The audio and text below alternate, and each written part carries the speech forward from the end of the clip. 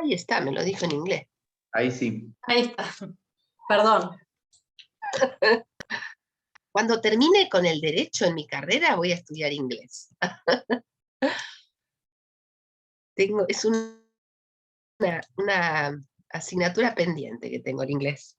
Algo hablo, pero parezco un indígena hablando inglés. Bueno, estábamos entonces en las acciones de la ley. Este es el primer periodo del derecho romano. Acá ocurría algo muy interesante. Yo tenía un crédito ya reconocido, supongamos, por sentencia, y tenía que cobrárselo a mi deudor. ¿Qué hacía el derecho romano en esa época? Bueno, permitía el arresto de la persona e inclusive la muerte. Es decir, si yo no pagaba el crédito, mi acreedor podía inclusive ordenar la muerte, no solo la prisión, sino la muerte. Era una cosa muy curiosa, la verdad es que muy primitiva para lo que era el derecho romano, que era tan avanzado, ¿no? Sin embargo, se le daba la posesión al deudor, al acreedor del deudor, y este lo podía vender como esclavo o, como les digo, lo podía matar. En el año 400 empieza a morigerarse esto porque era muy grave, y entonces se le permite que en vez de matarlo, se lo someta a trabajo forzado, ¿cierto? Hasta poder cobrar la deuda. También se le permitía que se defendiera, que alegara alguna defensa. Luego, esta ejecución forzada sobre la persona subsiste en el procedimiento formulario, que es la segunda etapa del derecho romano, y se le permite al deudor participar de un pequeño proceso donde él puede defenderse e invocar alguna causal de liberación. Sin embargo, sigue subsistiendo la prisión por la deuda. Lo que no se podía ya era matarlo. Luego, bueno, esto se morigera en el extraordinario y ya poco a poco va apareciendo la figura de lo que conocemos hoy como juicio ejecutivo. Ahí estamos. Fíjense qué curioso lo que pasa en el derecho romano del año 600, que aparece primero lo que es la figura del proceso concursal, antes de la ejecución individual. Se llamaba bonorum venditio. La bonorum venditio era una suerte de proceso concursal, donde el deudor tenía que incorporar todos sus bienes que eran la prenda de sus acreedores. Después aparece la bonorum distractio, que ya es la ejecución individual. Pero fíjense qué curioso que en el derecho romano ya se prevé también el proceso concursal, que uno cuando estudia derecho concursal no hacemos ninguna referencia al derecho romano. Bien, esto en cuanto al derecho romano. Después acá la Filmina habla del derecho germánico, del derecho alemán. Ustedes saben que los alemanes, como decían los romanos, eran bárbaros. ¿Por qué les decían bárbaros? Porque ellos no tenían todo el bagaje de leyes que tenían los romanos. Inclusive ellos tenían, yo alguna vez les conté, creo, que ellos dirimían sus juicios a través de las ordalías. Cuando ustedes escuchen la palabra ordalías, se van a acordar de lo que yo les cuento, que seguramente se los conté en la primera etapa. ¿Cómo hacían los germanos para saber si alguien decía o no la verdad? Lo sometían a pruebas. Esto lo deben haber visto en alguna película, sobre todo en estas películas, no me acuerdo el nombre, esta de los vikingos, esta serie tan conocida que me la tragué toda, yo como 4 temporadas. Bueno, ahí ustedes van a ver ordalías. Hacían pasar, por ejemplo, a los procesados por carbón caliente, descalzos obviamente. Si no se quemaban la planta de los pies, eran inocentes. Si se la quemaban, eran culpables. Hay un capítulo de esta serie que ya me va a salir, creo que se llamaba Vikingos, en que muestran cómo era esto. Realmente eran bárbaros, por eso los romanos les llamaban bárbaros. Bueno, ¿qué pasaba con el juicio ejecutivo? Se le permitía a los acreedores ejecutarlos en forma privada, es decir, ellos hacerse mano de los bienes del deudor y venderlos. Fíjense la practicidad de los alemanes, que no mataban a los deudores, sino que se quedaban con sus bienes en forma privada. Después, aparece la ley de Teodorico y el Imperio Carolingio, y ahí se empieza a morigerar, y hay que pasar a través de un juez. Es decir, ya no se podían quedar con los bienes, sino que había que hacerlo a través de un juez. Bueno, después ustedes saben que el derecho germánico y el canónico se fusionaron, y de ahí en más empezó a formarse lo que conocemos actualmente como juicio ejecutivo. A nosotros nos llega a través de la Ley de Enjuiciamiento Civil Española, que es la fuente de nuestro Código Procesal por ahora. Ahí es donde realmente se empieza a armar el juicio ejecutivo, con una breve etapa de conocimiento, muy breve. Ay, que toque. Esperen. Toqué algo y ahora no los veo a ustedes. Ahí está. Entonces, como les digo, con la Ley de Enjuiciamiento Civil Española comienza lo que conocemos hoy en día como proceso ejecutivo. A ver. Ahí está. Esto fue simplemente un breve resumen de cómo viene la historia en relación al juicio ejecutivo. Si tienen alguna duda, pregunten, por favor. Bien. Proceso de conocimiento y proceso de ejecución.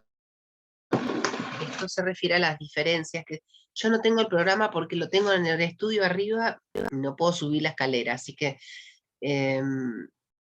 más o menos creo que voy llevando el orden del programa. Si me trago algo me lo dicen.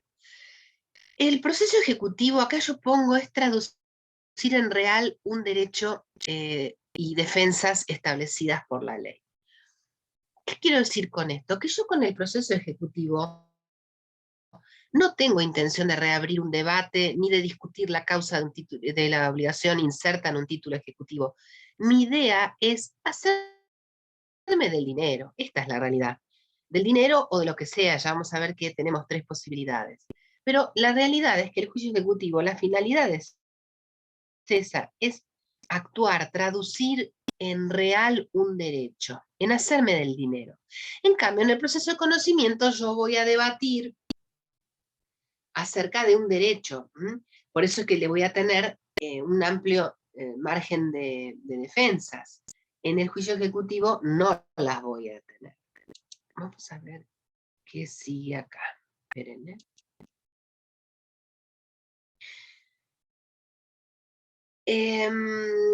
¿Cuál es el medio coactivo para obtener el cumplimiento de una sentencia dictada en un proceso de conocimiento? El proceso de ejecución de sentencias, que está a partir del 497 del Código Procesal. Acá van a ver que solamente vamos a poder iniciar una ejecución de sentencia en base a sentencias que tengan una condena. Ustedes se acuerdan que nosotros habíamos hecho en la parte anterior, en el bimestre anterior, una clasificación de las sentencias. Habíamos hablado de sentencias declarativas, constitutivas y de condena. Bueno, de condena, ¿por qué? Porque condenan a hacer, a no hacer o a dar una suma de dinero. Perdón. Estas sentencias de condena, pues, van a ser las que yo voy a poder ejecutar. También van a ser susceptibles de ejecución los laudos arbitrales, los laudos que dicte el tribunal arbitral o los tribunales arbitrales van a ser susceptibles de ejecutados en los tribunales judiciales. ¿Por qué? Porque los laudos arbitrales no pueden ser ejecutados por los jueces que los dictan, porque los jueces que los dictan no tienen uno de los elementos de la jurisdicción, que es la executio. Ellos no pueden hacer uso, los jueces arbitrales no pueden hacer uso de la fuerza pública. Pueden entender en el asunto, lo pueden resolver, pueden ordenar cautelares, pero lo que no pueden es ejecutarlos. Por eso es que muchas veces la gente dice, no pactemos la jurisdicción del tribunal arbitral, porque después igual tenemos que ir a la justicia común para ejecutarlo. Es relativo ese argumento porque los tribunales arbitrales son muchísimo más rápidos que los tribunales judiciales. Entonces, si yo tengo que obtener una sentencia de condena en un juicio, por ejemplo, de daños y perjuicios, que es muy complejo y que va a ser muy largo, háganlo. Bueno, el tema de los daños y perjuicios, que salvo que sean derivados de un incumplimiento contractual, donde yo pude pactar la jurisdicción, no en un accidente de tránsito, porque obviamente ahí no hay contrato, pero si el daño y perjuicio deriva de un contrato, yo en ese contrato pude poner la cláusula compromisoria y entonces ante un incumplimiento voy a ir al tribunal arbitral. El tribunal arbitral va a sustanciar mucho más rápido el proceso y va a dictar sentencia. El tema es que yo lo que no voy a poder hacer en el tribunal arbitral es ejecutar esa sentencia. Voy a tener que ir a los tribunales judiciales con el testimonio de la sentencia y pediré la ejecución allá. Pero la realidad es que el tribunal arbitral, y sobre todo el de Mar del Plata, funciona perfecto, funciona muy bien y muy rápido, y son unos jueces de excelencia. Otra cuestión que tramita por la ejecución de sentencias son los acuerdos que hacemos o las transacciones que hacemos judicial o extrajudicialmente, ¿no? Tenemos que presentarlos para su homologación y una vez que están homologados podemos ejecutarlos si es que el condenado no los cumple. También tenemos las multas procesales, y yo acá les pongo distinción. ¿Por qué? Porque hay multas procesales impuestas en favor de la parte y otras impuestas a favor del Estado. Eso lo establece el Código Procesal en distintos casos. Obviamente el cobro va a ser el mismo, va a ser a través de la ejecución, sea que la promueva el acreedor o sea que la promueva el propio fisco. En ambos casos van a ir a través de la ejecución de sentencia. Y por último, los honorarios. En los honorarios, la ley de honorarios establece que se pueden cobrar a través del procedimiento de ejecución de sentencia. Bien, esto en cuanto a qué es lo que se puede ejecutar. Presupuestos de la ejecución. Bien, para yo poder ejecutar una sentencia, mi teléfono les digo que suena y suena y suena, es una cosa que lo quiero tirar por la ventana. Para yo poder ejecutar una sentencia, tengo que tenerla consentida o ejecutoriada, primero que nada. ¿Alguno sabe cuál es la diferencia entre consentida y ejecutoriada?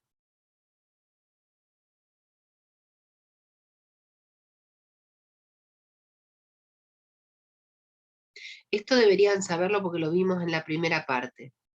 A ver, piensen, ¿qué es consentida? ¿Qué es consentir una sentencia?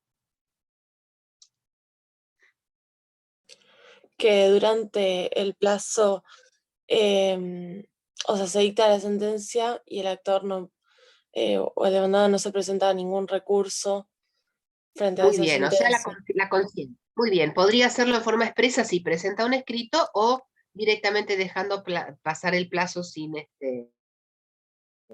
recurrirla. ¿Y ejecutoriada? ¿Qué significará ejecutoriada? Que se vencieron Que todos se los agotó plazos. la vía, No, eso sería se agotó la vía consentida. recursiva. Exactamente, Nicolás, se agotó la vía recursiva, es decir, yo planteé el recurso y la Cámara me lo confirmó, o revocó, bueno, también podría ser, ¿no? Entonces, volvemos a compartir pantalla. Tengo que... Hace mucho que no doy clases por Zoom otra vez. Ahí está. Entonces, consentida o ejecutoria de una sentencia que provenga de los tribunales judiciales o de los tribunales arbitrales, voy a poder iniciar la ejecución. Obviamente que el plazo tiene que estar vencido. ¿Y cuál es el plazo para ejecutar una sentencia? Bueno, depende. Si el juez en la sentencia fijó el plazo, bueno, ya sabemos. Pero pudo no haberlo fijado. Entonces, una vez que está notificada la sentencia y que queda firme, inmediatamente se puede pedir la ejecución de la misma. También, y por supuesto, a pedido de parte. Obviamente nunca el juez de oficio va a iniciar una ejecución de sentencia, esto es así. Es más, puede suceder que la parte se duerma en los laureles y le prescriba la sentencia. Puede suceder. Ahora son 5 años, antes eran 10. A pedido de parte. Y el caso de la parte líquida y líquida, ¿qué quiere decir esto? Que a veces las sentencias de condena condenan al pago de una suma de dinero y hay otra que hay que determinarla porque no está clara. Entonces, la ley permite iniciar la ejecución por la parte líquida, mientras se determina la ilíquida. Esto es así, está permitido. A ver, hoy no es mi día. ¿Quién es competente? Bueno, en principio será el juez que dictó la sentencia, obviamente. Esto lo dice el artículo 6. Pero también puede suceder que nos resulte más práctico ejecutarla en otro lado. Por ejemplo, si se trata de una acción sobre un inmueble o sobre un mueble, que es más sobre un mueble, que está ubicado en otro lugar. A lo mejor yo puedo pedirle al juez que se prorrogue la competencia en favor de ese tribunal porque es más práctico. Supongamos un barco que está anclado en Ushuaia, sobre el cual yo tengo que, sobre el cual recae mi ejecución. Tal vez yo podría prorrogar la competencia a favor de los tribunales de Ushuaia, porque todas las medidas que yo pida respecto de ese barco van a ser, o de ese buque, no se dice barco, sobre ese buque van a ser en Ushuaia. Me río, ¿saben por qué? Porque cuando yo estudiaba Derecho de la Navegación, allá hace 1000 años, yo estaba un día en clase, éramos 100, y yo estaba volando, no sé qué estaba pensando, pero claramente no estaba prestando atención. Y el profesor, que me tenía entre ceja y ceja, me dice, Jiménez Bauer, ¿eso qué es? No sé ni qué es lo que había preguntado, porque yo no había escuchado. ¿Y qué le digo yo? Es un barco, le digo. Y barco no existe. En el derecho de la navegación se llama buque. Y yo le dije barco, bueno. Fue terrible, la carcajada general, todos nos tentamos, hasta el profesor se tentó, yo claramente estaba, pero nunca me voy a olvidar, porque me le hizo sufrir sangre ese profesor. Perdonen que les cuento esto, pero cada vez que digo barco me acuerdo del doctor Casanovas. Bien, y por último, cuando ha intervenido un juez en el proceso principal, que no es, en realidad el proceso principal es otro donde se ha dictado, donde se ha dictado la sentencia, pero tienen conexidad y por cuestiones de conveniencia conviene ejecutarlo sobre el principal. Esto no es muy complejo. Bien, acá está lo de las sumas líquidas e ilíquidas. Suma líquida cuando la sentencia condena a pagar una suma líquida o hay una liquidación aprobada también. Ya vamos a ver cómo es el proceso de la ejecución de sentencia.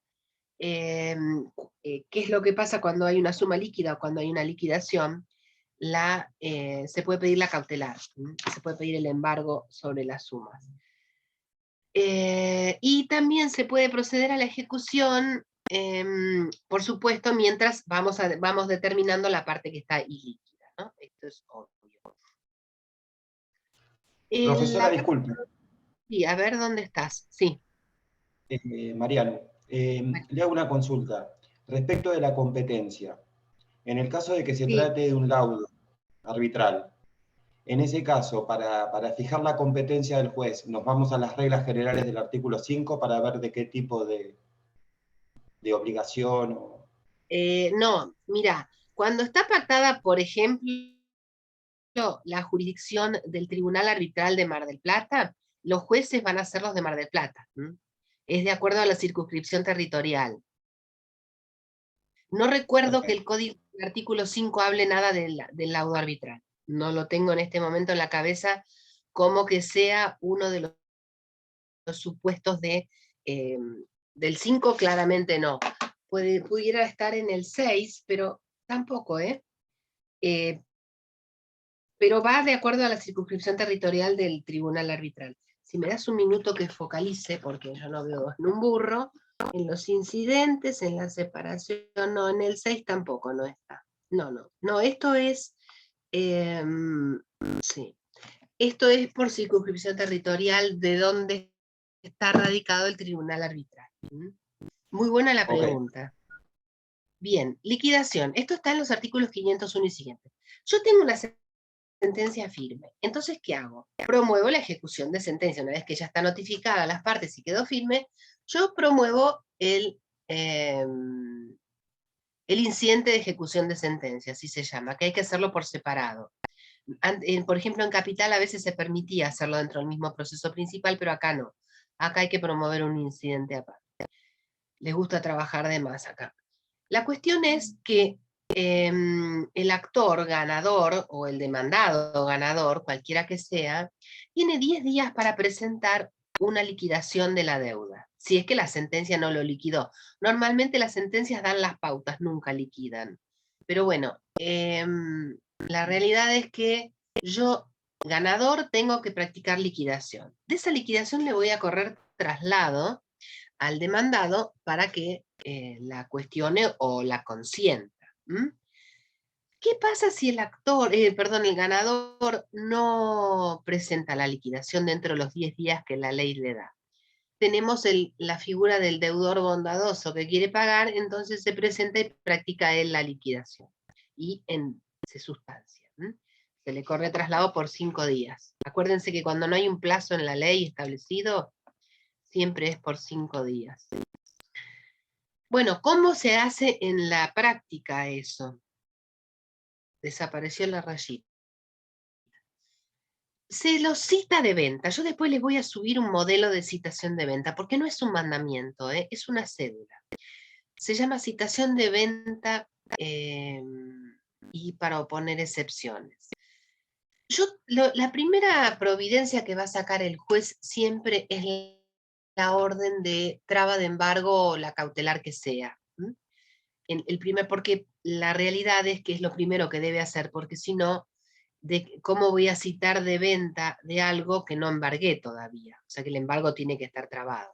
Entonces el juez ordena la traba de embargo y cita de venta al vencido por 5 días.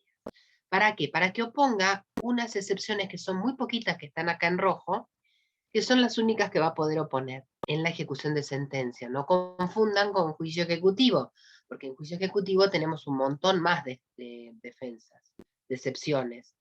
En la ejecución de sentencia solamente podemos oponer la falsedad de la ejecutoria, la prescripción, el pago y la quita, espera o remisión. De todas estas, la única que les puede generar alguna duda a ustedes es la falsedad de la ejecutoria. La falsedad de la ejecutoria, ¿qué quiere decir? Que el título que me están presentando sea falso. También dentro de esta excepción, la jurisprudencia ha admitido alguna suerte de inhabilidad del título. Por ejemplo, cuando no es exigible. No es falso, pero no es exigible. Entonces, la jurisprudencia ha ensanchado este traje de la falsedad y ha permitido que a través de la falsedad ejecutoria yo pueda incluir algunas defensas que hacen a la inhabilidad del título cuando el título presenta un serio defecto. No es falso, pero, por ejemplo, no es exigible. O no se trata de una sentencia ejecutable. Puede ser que sea, por ejemplo, una sentencia que condene a la inscripción registral de algo y nada más. Eso no va por ejecución de sentencia. Porque ya vimos que para ejecución de sentencia tiene que ser una sentencia de condena, de dar, de hacer o de no hacer. No cualquier sentencia. Entonces, estas son las únicas excepciones que van a ser oponibles. ¿Cuáles son los trámites? Bueno, en principio, solamente ustedes en la ejecución de sentencia solo van a poder adjuntar la prueba documental. No se admite otro tipo de prueba. Pero, claro, depende de qué prueba, ¿no es cierto? A veces lamentablemente hay que ofrecer otro tipo de prueba, pero en principio solo se admite la documental. Las defensas van a tener que ser, obviamente, fundadas en hechos posteriores, como por ejemplo la prescripción, el pago, pero también podríamos hablar de la falsedad. Y entonces usted me dice, pero ¿cómo cuadra? Y sí, si yo tengo una sentencia y le raspo y le agrego un número que no es, y esa sentencia la presento para la ejecución, la defensa va a estar fundada en un hecho posterior. ¿Por qué? Porque yo la raspé y la falseé con posterioridad. Lo mismo con respecto a la exigibilidad. Eso va a ser siempre un hecho posterior, porque esa sentencia no es exigible porque no está firme, o porque no se ha cumplido el plazo que se fijó para el cumplimiento. Pero siempre es sobre hechos posteriores, no sobre hechos anteriores. Porque los hechos anteriores yo ya tuve tiempo de discutirlos en el juicio de conocimiento.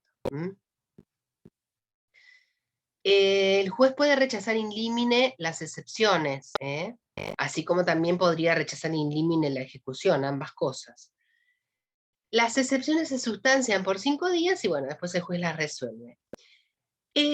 Acá es interesante ver que si el juez rechaza las excepciones, la sentencia se concede, el recurso se concede con efecto devolutivo, previa fianza o caución. ¿Por qué? Porque la ejecución sigue adelante. Entonces, para evitar perjuicios irreparables, la ley le permite al deudor que perdió, o sea que le rechazaron las excepciones, le permite previa caución o fianza, al acreedor le permite, previa caución o fianza, seguir adelante con la ejecución y dejar que el ejecutado siga discutiendo en cámara. Pero a mi acreedor me permite seguir con la ejecución, porque si no, se dilata el procedimiento. Bien.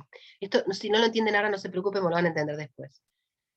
En cambio, la sentencia que hace lugar a las excepciones, que rechaza la ejecución, esa va en relación y con efecto suspensivo. La otra es para evitarle perjuicios innecesarios al acreedor, que sigue viendo dilatado el cobro de sus sumas. Todas las excepciones, esto es un principio que lo van a leer cuando lean el código, todas las excepciones que son admisibles en la ejecución de sentencia se van a conceder con efecto diferido.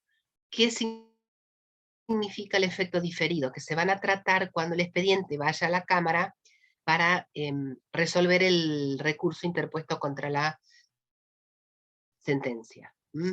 Se difieren todos los recursos, el tratamiento de los recursos, hasta que el expediente vaya a la Cámara. Y acá tenemos al ahorcado. ¿Por qué? Porque llegamos a la etapa de cumplimiento. ¿Por qué les puse remisión genérica? Porque no lo vamos a ver ahora, lo vamos a ver cuando veamos juicio ejecutivo, porque son las mismas normas. Las normas de liquidación, de subasta, de distribución del dinero obtenido en la subasta, en fin, de todos los trámites del juicio, de la segunda parte del juicio ejecutivo, los vamos a ver cuando veamos el juicio propiamente dicho, porque es lo mismo, tanto para ejecución de sentencia como para juicio ejecutivo. El juez puede, esta es una norma genérica que establece el código, que puede adecuar la ejecución de la sentencia de acuerdo a las modalidades, porque no es lo mismo la ejecución de una sentencia que condena a hacer o no hacer que a dar sumas de dinero. Y ahora vamos a ver por qué. Porque, por ejemplo, si tenemos una condena escritural, el juez, cuando ordene la escrituración, le va a fijar un plazo al que tiene que escriturar, bajo apercibimiento de ¿qué? De firmar el juez la sentencia y hacerlo a costo del perdidoso. O sea, los gastos los va a pagar el perdidoso, pero la sentencia, en caso de incumplimiento, la va a firmar el juez. Normalmente el que gana, obviamente, es el que designa al escribano, salvo que se trate de un boleto de compraventa donde ya se estableció el escribano, que es lo más frecuente. Esto pasa mucho con las empresas constructoras, que construyen los edificios, los entregan, pero por alguna cautelar, no pueden, una cautelar que les han trabado, no pueden escriturar. Entonces, cuando se hace el juicio de escrituración y el juez ordena la escrituración, muchas veces las empresas no cumplen, entonces el juez firma por los demandados, pero los gastos los va a tener que pagar el perdidoso, esto es obvio, ¿no? Muchas veces pasan las quiebras esto también, se decreta la quiebra y entonces el juez es el que firma las escrituraciones. ¿Qué son las medidas complementarias? Bueno, puede haber dictado de cautelares, por ejemplo. Puede ser que quien tiene que firmar la escritura esté inhibido, entonces el juez levanta, o embargado, el inmueble, entonces levantan el embargo al solo efecto de escriturar. También puede ordenar la liberación de las deudas que pesen sobre impuestos, tasas y contribuciones, si es que no le corresponde a quien escritura pagarlas. Es decir, son siempre medidas complementarias que el juez va a ordenar. En el caso, por ejemplo, de la condena a hacer, tenemos dos vías. El juez va a ordenar que se cumpla, pero también le deja la posibilidad al acreedor de que pida los daños y perjuicios. Tiene las dos opciones. Porque a lo mejor, con todo el tiempo que ha pasado, ya la condena a hacer, al actor ya no le sirve. Entonces lo puede resolver en daños y perjuicios. También puede pasar que sea una obligación de hacer que se torna de imposible cumplimiento. Si, por ejemplo, yo contraté los servicios de un arquitecto que justo en el medio se me murió, y yo quería que fuera ese arquitecto, yo quería que fuera Peli, el que hizo las torres de acá de la costa, que hizo las torres Petronas. Yo lo contraté para que haga mi casa, él no la hizo, y en el medio del juicio de incumplimiento se murió. Y a mí ya no me sirve que me la haga cualquiera. Entonces yo puedo pedir los daños y perjuicios, que se los cobraré ¿a quién? A los herederos de Peli. ¿Y qué son las sanciones conminatorias? Bueno, las sanciones conminatorias o astreintes son sanciones que se imponen para obtener el cumplimiento de un mandato judicial. Están en el 37. El juez, cuando condena a hacer, puede, además, esto es facultativo del juez, condenar o establecer una condena de astreintes. Por cada día que pase que vos no cumplas con la sentencia, yo te voy a aplicar estas astreintes, que van a ser en favor del demandado, obviamente. Bien, también tenemos una condena a no hacer. Puede ser que sea una obligación de no hacer.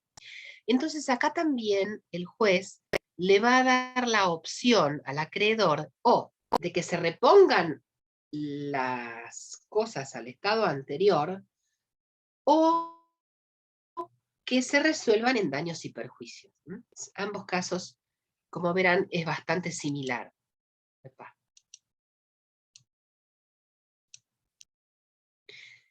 ¿Qué pasa en el caso de la condena a dar cosas que no sean dinero? Bueno, el juez va a librar el mandamiento para desapoderar de la cosa al vencido. Y obviamente, si la cosa desapareció o fue de imposible cumplimiento porque el barco, por ejemplo, zarpó y no sabemos dónde fue, o el auto desapareció, bueno, ahí se va a resolver también en daños y perjuicios, que puede tramitar por la vía incidental o sumaria. Esto lo va a resolver el juez. ¿Qué se va a fijar en ese incidente? El valor de la cosa más los daños y perjuicios. A veces puede pasar que las liquidaciones sean muy complejas, las cuentas sean muy complejas, entonces, y se requieran conocimientos específicos sobre el tema, entonces el juez puede designar amigables componedores. Amigables componedores son personas que no son abogadas, que pueden tener un conocimiento particular sobre un tema y son los que van a resolver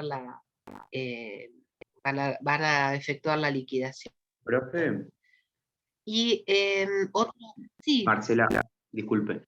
Eso de los amigables componedores, ¿es para que sea más rápido, para que sea más ágil el proceso o por el tema de los conocimientos especiales? no, es por Porque el tema no de los... comprendo cómo pueden, dejarlo a criterio de los amigables No, porque componedores. se busca... No, está bien, no, es buena la pregunta. Se busca en personas que tengan conocimientos en el tema, ¿entendés?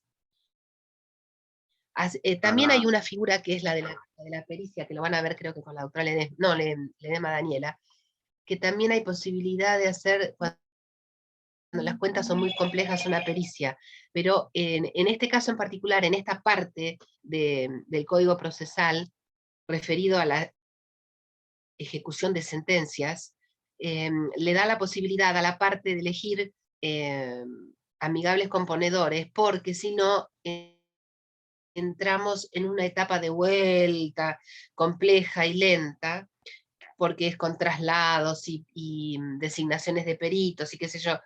Entonces se da la posibilidad de designar amigables componedores porque lo resuelven mucho más rápido. Obviamente que la resolución del amigable componedor va a ser sometida después a la revisión judicial, pero es por una cuestión de velocidad y de conocimientos, ¿m? Porque si no lo que Perfecto. necesitamos es, ¿entendés? Si no lo que Me parecía que necesitamos era es por la economía designación de un procesal. perito. Claro, por eso acá en la filmina dice, cuando las cuentas son de dificultosa realización o de lenta y difícil justificación, o se necesitan conocimientos especiales, se van a designar amigables componedores. No es obligatorio, ojo, que la parte se puede oponer y el juez resolverá, pero en principio es más práctico, para una cuestión de velocidad también. De velocidad y de conocimiento, son las dos cosas, no es una sola. Igual yo les digo, miren, a lo largo de mi carrera, acá en provincia nunca, en capital sí, porque en capital es diferente. He visto alguna designación de amigable componedor. En general, los jueces lo que hacen cuando tienen estas cuentas, miren, yo les voy a contar para bajarlo a la práctica. En la Argentina bendita hubo, no me acuerdo si fue en la época de Alfonsín, creo, sí, tiene que haber sido Alfonsín, una cosa que se llamó desagio. ¿Qué era el desagio? Bueno, el desagio era algo así como una desactualización. Porque yo no sé si ustedes saben, en la época de Alfonsín hubo una inflación galopante, fue terrible, nadie se acuerda, pero fue tremenda. La papa que le tiraron, la papa caliente que le tiraron a Menem, que también después terminó siendo un desastre, se la tiró a Alfonsín, por eso se fue antes de tiempo. Pero antes de eso hubo la famosa ley que estableció el desagio. El desagio era para nosotros, que estábamos en la justicia, chino básico, mandarín era directamente, no entendíamos nada. Y en el foro comercial de la capital federal se debaten intereses económicamente hablando muy importantes. Imagínense que todas las grandes empresas tienen su sede en capital federal. Imagínense empresas como Molinos Río de la Plata, como Techín, que está tan de moda ahora, como Pérez Compán. Bueno, todas esas empresas litigaban en el fuero comercial. Eran un bodrio, los juicios de esas empresas, yo les aseguro, yo era jovencita, ¿no? Eran inentendibles. Y cuando llegaba la hora de hacer las cuentas, era muy difícil. Llegó el desagio y teníamos que desactualizar, aplicar, no entendíamos nada. Bueno, en la cámara, yo trabajaba en cámara en ese momento, mandábamos llamar especialistas en matemáticas, porque no entendíamos cómo hacer las cuentas. Miren que los jueces eran tipos súper experimentados, de los cuales ustedes van a estudiar, porque yo trabajé con los tipos que hacen los libros con los que ustedes estudian. La tenían re clara, y sin embargo, esto no dábamos pie con bola, nadie daba pie con bola, ni los jóvenes ni los viejos. Bueno, yo no recuerdo haber tenido amigables componedores para resolver estas cuentas, pero sí peritos, se llamaban peritos para que hicieran las cuentas, porque eran cuentas sumamente complejas. Es decir, en Argentina hemos pasado periodos económicos muy serios, donde los jueces han tenido que intervenir y resolver cuestiones que eran ajenas a su competencia. Cuando fue la 1050 famosa, que después cuando salió esta de los UVAs, muchos la recordaban, la famosa 1050, también eran cuentas que eran un chino para los jueces, porque los jueces estudian derecho, no estudian economía, no saben matemáticas. Entonces pasaba lo mismo. Teníamos expedientes donde nos pedían la cautelar para frenar las ejecuciones hipotecarias, se promovían las famosas revisiones del contrato, en base a que la 1050 era un desastre, porque no se terminaba nunca de pagar ese crédito, nunca terminaban ni de pagar los intereses la gente, era leonino, hecho en favor, obviamente, de los bancos, ¿no? Y de las financieras. Entonces, ¿quién puso orden? La justicia, pero también hubo que recurrir a especialistas que nos enseñaran cómo fijar el valor de la cuota, porque no sabíamos cómo, no somos contadores, somos abogados. Yo les cuento esto porque hay que saber un poco de historia para entender el presente, ¿no? Nosotros ahora nos asustamos por la inflación, que la verdad es tremenda, pero al lado de lo que se vivió en otras épocas, esto es un chiste. Esto no quiere decir que esté bien lo que vivimos ahora, nada está bien, y cada uno sufre lo que le toca vivir, ¿no? Pero hay que ir a los libros, y fíjense, miren, esto tiene importancia, es que a veces yo me salgo del derecho y les explico la experiencia de vida en el derecho, ¿no? No de vida propia, de vida en el derecho. Ustedes saben que en el 2008-2009, eso sí lo tienen que recordar, estuvo la crisis de las hipotecas en España. Los que son más grandes acá, que no les veo las caras, sabrán. ¿Y qué pasó en España? En España desalojaron gente a lo pavote. Yo estuve hace unos años en Barcelona y vi casas enteras destruidas y ocupadas con K, ocupas, porque hay gente que las desplazó, los bancos las echaron, les ejecutaron las hipotecas y quedaron en la calle. Eso en Argentina no pasó. Si ustedes se fijan, díganme si ustedes conocen algún caso, obvio, pero muy pocos, de gente que haya sido desalojada de sus casas por los bancos o las financieras. Sí hubo ejecuciones privadas y muchas, pero era otra cosa, era diferente. Pero la justicia argentina, mal que les pese a muchos, la justicia civil y comercial argentina actuó bien, porque si no toda esa gente hubiera quedado en la calle para favorecer a 4 gatos locos, que son los bancos, siempre son los bancos y las financieras los que se favorecen, con el color político de turno.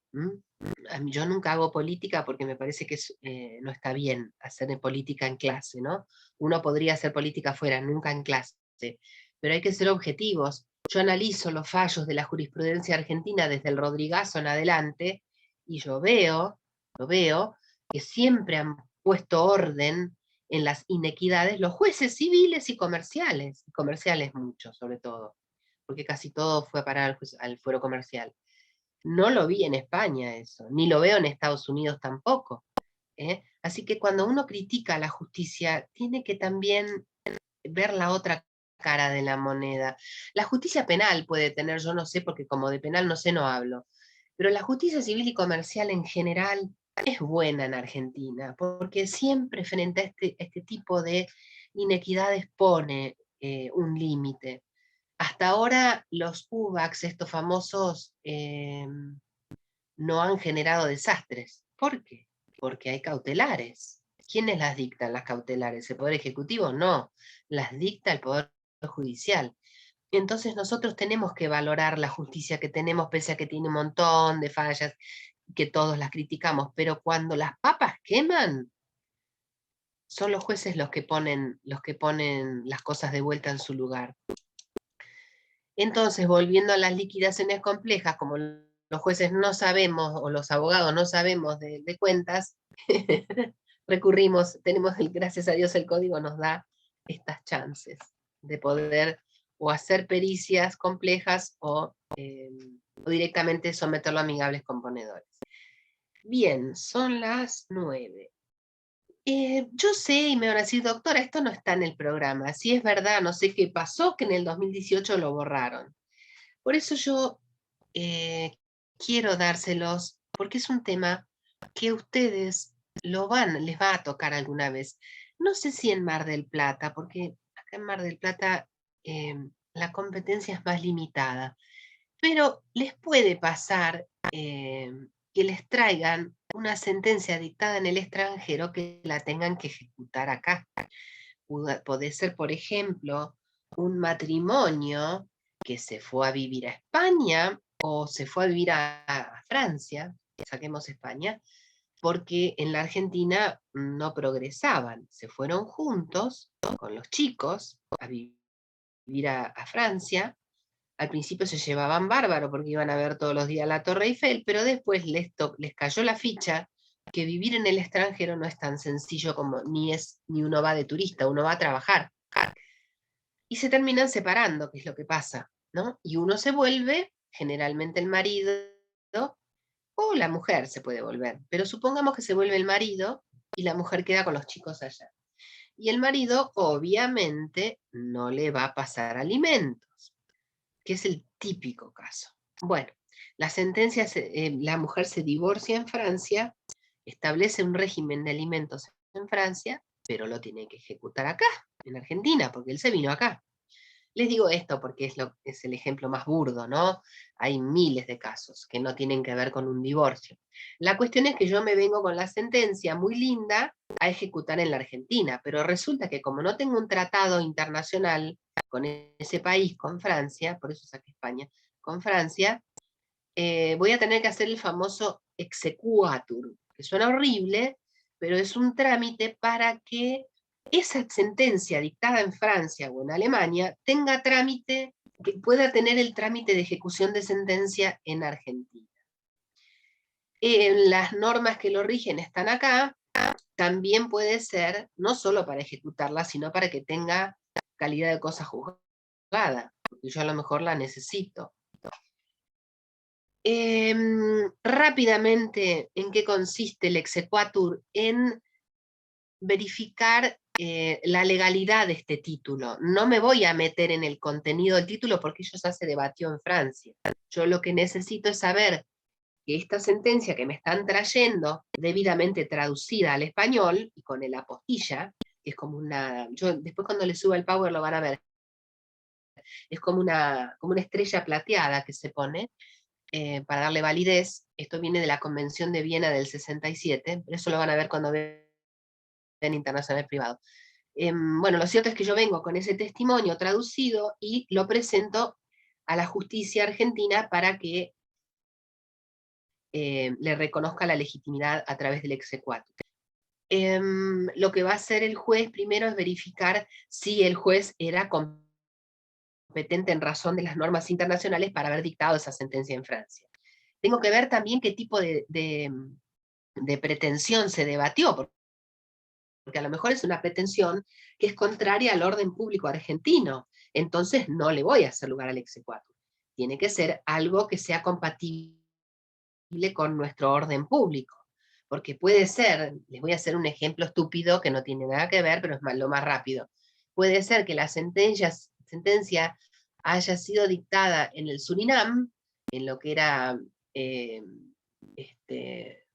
me va, ya me va a salir, en el Surinam, y donde, por ejemplo, se permite la ejecución forzada contra la persona. En la Argentina no. Entonces no podría ejecutarse esa sentencia. Es decir, no tiene que contravenir el orden público. Me va a quedar colgada que no me sale, eran 3 países que están en el norte, y uno es el Surinam. Y antes se llamaban, ¿se acuerdan? Ay, no me sale. Me voy a quedar colgada con esto. Qué cosa, qué bronca que me da cuando no me acuerdo de algo. Bueno, porque cambió el nombre, eran 3, que una era una colonia francesa, otra belga y esta otra, y se me fue el nombre. Bueno, entonces, ¿cuál es el contenido? Primero ver si el juez era competente, si la pretensión debatida en el juicio de conocimiento en Francia no era contraria al orden público, si se respetó el debido proceso y si cumple con los recaudos de fondo. Obviamente tienen que ser sentencias de condena, no cualquier sentencia, sentencias de condena. ¿Por qué? Porque las declarativas y constitutivas que no son de condena no requieren exequatur. Sin embargo, si yo quiero que sean invocadas en un juicio como pretensión de condena o como excepción, van a tener que reunir las condiciones del 515, es decir, las del exequatur.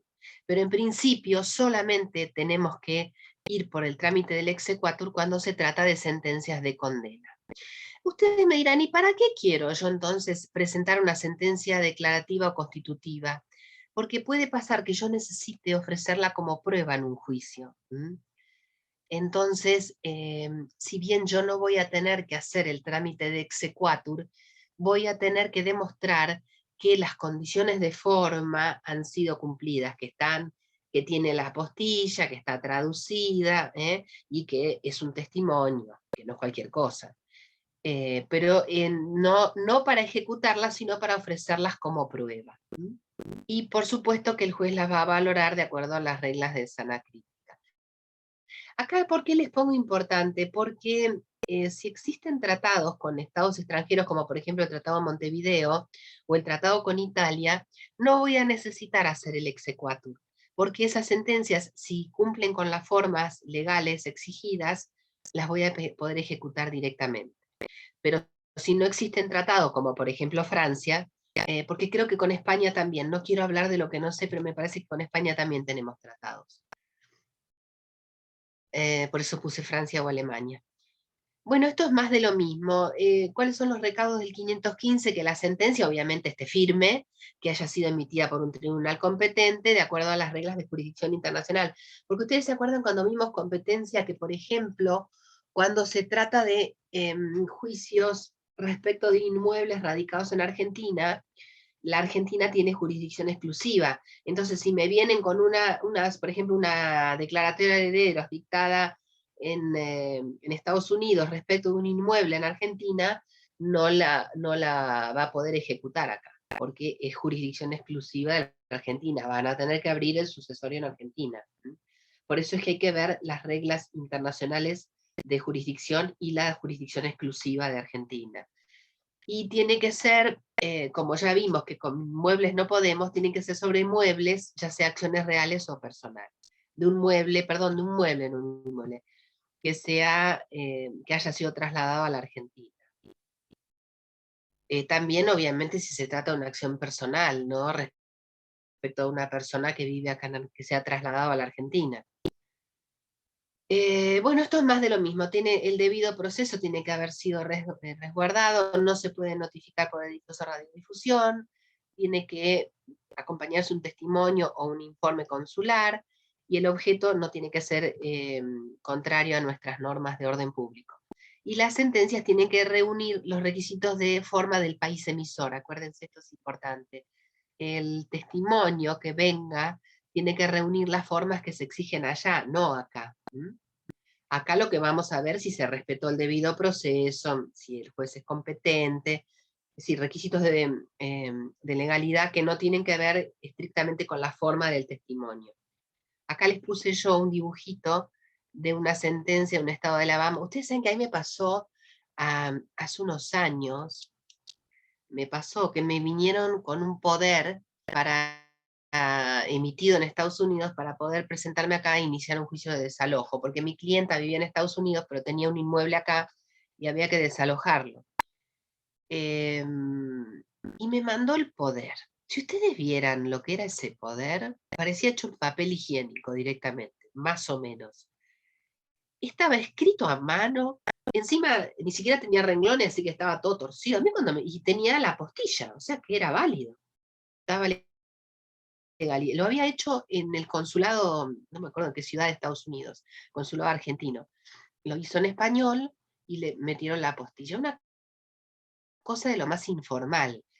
Pero claro, yo entendí que eso era porque era Estados Unidos, que ellos no tienen el mismo régimen que nosotros, ¿no? Y sin embargo era válido el poder, porque se rige por las normas del lugar de celebración del acto. Por supuesto que la sentencia que vamos a hacer sustento del exequatur no tiene que ser incompatible si se dictó una Argentina, pero la Argentina tiene que ser anterior o contemporánea con la extranjera, porque si hay una sentencia anterior a Argentina, esa no vale, porque obviamente ya hay cosa juzgada. Y tampoco, volvemos a lo mismo, tampoco tiene que afectar el orden público nacional. Lo importante, como les digo acá, es que sea anterior al exequatur. Se aplican las normas de los incidentes, tenemos que acompañar el testimonio legalizado y traducido por un traductor público Profe, nacional, de los que... Decime. una consulta. En caso de que, por ejemplo, vaya en contra del orden público o algunos requisitos de forma no estén. Te rechazan el exequatur. Te rechazan el exequatur. Porque Y es que, facultad de los... ¿Y qué se hace? ¿Se vuelve se debería Volver hacer a pedir el testimonio. No, tenés que ir a Francia, de alguna manera, y pedir el testimonio de acuerdo a un nuevo testimonio, de acuerdo a lo que te piden acá. El tema es si no se respetó el debido proceso, ahí sonaste. Pero si es por alguna norma de forma, lo volvés a pedir, ¿qué vas a hacer? No hay cosa juzgada acá, porque acá la cosa juzgada es porque ese testimonio no cumplía con las normas, pero si vos traes uno nuevo, sí. No se asusten porque no sé si les va a tocar alguna. A mí no me tocó nunca, ¿eh? Lo vi sí en tribunales de Capital Federal muchas veces. Muchas, algunas veces. Pero acá en provincia jamás me trajeron un... a veces me traen cada cosa rara que les digo, yo no sé por qué me las traen justo a mí. Pero esto no me tocó nunca. Bien. Bueno, esto es más de lo mismo, chicos. Por supuesto que una vez que yo inicié el incidente de exequatur, lo van a correr traslado al demandado y al Ministerio Público. ¿Y qué va a poder hacer el demandado? Solamente va a poder referirse a las formas extrínsecas de esto, a los requisitos formales, porque no puede meterse en la causa del título, porque eso se debatió en Francia, no acá. Se puede llegar a abrir a prueba, no se discuten cuestiones de fondo y la resolución se apela en efecto. Cuando se dicen ambos efectos es con efecto suspensivo, es lo mismo, en relación y con efecto suspensivo. Y si se hace lugar, bueno, después se seguirá con las normas de ejecución de sentencia, porque ya es como si fuera una sentencia argentina. Yo le puse acá esto del Código de Nación, porque en el Código de Nación está previsto el exequatur de laudos, en cambio en provincia no dice nada el código. Bien. Astreintes, un dolor de muelas son las astreintes. Es un medio, creo que lo dijimos antes, un medio coactivo para obtener el cumplimiento de un mandato judicial. ¿Para qué es? Para asegurar que el condenado cumpla. Es importante que sepan que las astreintes no son ni una pena ni un resarcimiento del daño. Esto, ustedes me dirán, ¿dónde busco esto? Astreintes hay mucho escrito, lo que viene después no. Yo les voy a pasar el dato, pero de astreintes sí van a encontrar en los manuales, está en el artículo 37 del código. Son multas pecuniarias que establece el juez, también está en el 804 o 806, por acá estaba, del Código Civil. Son multas que se imponen a la parte para obtener el cumplimiento, para coaccionarlos para que cumplan. Lo que tiene de bueno las 30, si puede tener algo de bueno, es que son flexibles, se van a fijar de acuerdo a la capacidad económica de quien las tiene que cumplir, y se pueden dejar sin efecto, se pueden aumentar, se pueden disminuir. Esto es una facultad del juez.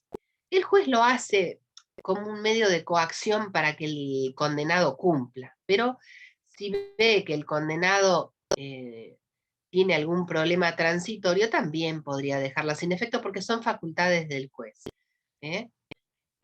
Pero lo que sí tienen que tener en claro que no es un resarcimiento por el daño. Si el incumplimiento a mí me generare un daño, yo podré ir por la vía que corresponda y reclamar ese daño. Pero las astreintes no son para eso. Son para coaccionar al cumplimiento. Igual las va a cobrar el acreedor. El ganador las va a cobrar, pero no como resarcimiento de daño. Ven, la indemnización sanciona el daño producido con anterioridad. Las astreintes regulan para el futuro y tienen carácter combinatorio. La indemnización de daños es resarcitoria. Esto, bueno, es más de lo mismo. Pueden imponer sanciones compulsivas y pueden ponerlas progresivas también. Y el importe va a favor de la contraparte, se gradúan de acuerdo al caudal económico y se pueden aumentar o disminuir. Acá está, 804. También están reguladas en el Código Civil y Comercial. Más o menos es lo mismo, son de carácter pecuniario, o sea, pesos, y también se pueden imponer al Estado. Esto está muy bueno, y los que están pidiendo mucho ahora en los juicios de amparo. Ustedes saben que en los amparos de salud, impuestos contra las obras sociales antes cumplían, ahora parece que no están cumpliendo. Entonces, la manera de obligarlos a cumplir es a través de las astreintes. Esto está muy de moda ahora. Se los cuento porque amparos de salud van a haber muchos también. Les va a pasar que a mí me pasó varias veces, yo no los cobro, ¿no? Porque me parece que forma parte de la función social del abogado. Pero les va a pasar que tienen gente, familiares o amigos que tienen, por ejemplo, que operarse la rodilla y no les dan la prótesis, o tienen que hacerse otro tipo, tomar una medicación que es muy cara, en patologías graves, y tampoco se las dan. Entonces todos terminamos en el amparo de salud, se llama. Y al principio las obras sociales, cuando llegaba la cautelar, cumplían, pero ahora no están cumpliendo tampoco, porque dicen que no hay medicamentos, que son muy caros, que es verdad que son muy caros, en fin, por 1000 cosas no cumplen y la gente se muere. Entonces vienen a vernos a los abogados e interponemos los amparos de salud, pedimos la cautelar, como no la cumplen, pedimos, pedimos antes, ¿no? La aplicación de astreintes, porque es la única manera, la glándula que duele siempre es la del bolsillo, ¿no? Entonces, lamentablemente, tenemos que hacerlo. Bueno, y llegamos a lo que no van a encontrar en los libros, que son las sanciones conminatorias no pecuniarias, porque tanto el 37 como el 804 nos hablan de sanciones pecuniarias en dinero, pero también existen las no pecuniarias, y está en el programa, pero no está en los libros. Hay un artículo del doctor Peirano, que si lo googlean lo van a encontrar, que se refiere a sanciones conminatorias no pecuniarias. Son sanciones que son conminatorias, o sea, el juez te dice, mirá, si vos no cumplís, yo te voy a aplicar esta sanción. Puede ser clausura, puede ser secuestro. Hay sanciones conminatorias no pecuniarias en la propiedad horizontal también. Son sanciones que están desperdigadas en distintos ordenamientos procesales y de fondo. En el derecho administrativo hay muchas. Yo te obligo a que vos el pan lo vendas de determinada manera. Te aplico una sanción pecuniaria porque te pescamos, el inspector te pescó, que estabas cobrando con la misma mano que estabas sirviendo el pan. Pero si yo te vuelvo a agarrar o no tenés los guantes en condiciones, te voy a clausurar el local. Es una sanción conminatoria, porque te estoy avisando que si en 3 días vos no cambiás la modalidad de venta, te voy a clausurar, sin necesidad de otro proceso. Hay muchas sanciones, la mayoría están en el derecho administrativo, pero también puede ser, por ejemplo, un secuestro. Yo te ordeno que vos hagas determinada conducta respecto del mueble, pero si no lo haces, te lo secuestro. En la propiedad horizontal, en los ruidos molestos también, también se establecen sanciones conminatorias no pecuniarias. El cese de los ruidos molestos, por ejemplo. Más allá del daño y perjuicio y de la multa que yo te voy a imponer como sanción, te puede imponer el cese de ruido molesto, inclusive el desalojo del inmueble. Esto lo pueden ver cuando lean. Tampoco se toma tan en profundidad, pero tienen que saber que existen ejemplos de, ahí está, de sanciones conminatorias no pecuniarias. No tengo la lista, voy a ver si puedo tomar rápidamente. ¿Les quedó alguna duda de esto? El jueves creo que tienen clase conmigo. Me gustaría tener una hoja limpia. Vamos a ver, yo las voy a ir nombrando.